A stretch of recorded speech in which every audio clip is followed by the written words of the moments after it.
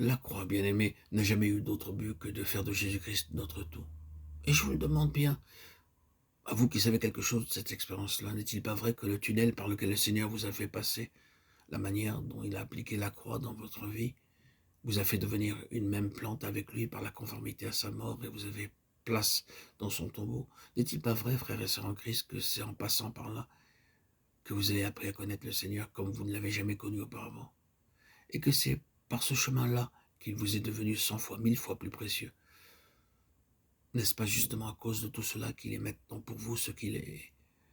C'est par le chemin de la croix que le Seigneur Jésus devient notre tout. Nous savons bien que notre principal ennemi, c'est nous-mêmes, notre chair. Ah, cette chair, elle nous donne aucun repos, aucune paix, aucune satisfaction, pas de bonheur de son côté. Elle nous obsède, elle nous encombre, elle se pavane à travers notre chemin et nous enlève toute la joie de vivre.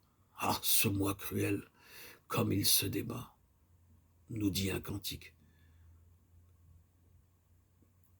Mes frères et sœurs, que faut-il donc en faire? Ce qu'il faut en faire, mais par la croix, nous sommes délivrés de nous-mêmes. Non seulement de nos péchés, mais de nous-mêmes.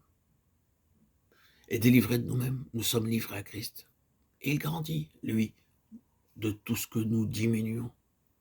Processus douloureux, mais dénouement béni.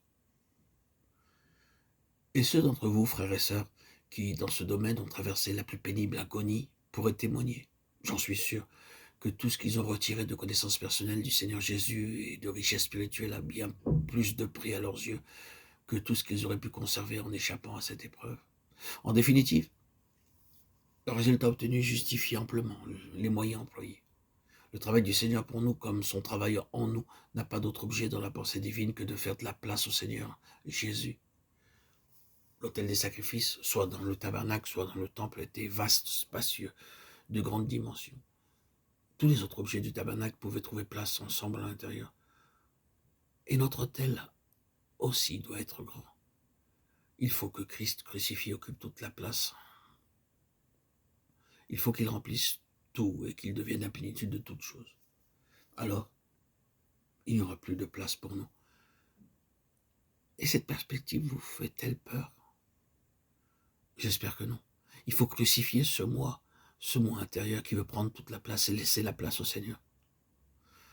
Ne chantons-nous pas avec joie dans nos cantiques pour toujours en ta présence, je serai semblable à toi? Alors, qu'est-ce à dire sinon que moi j'aurais disparu et que Christ sera tout? Ainsi donc la croix, l'œuvre de la rédemption accomplie sur la croix, trouve son explication là.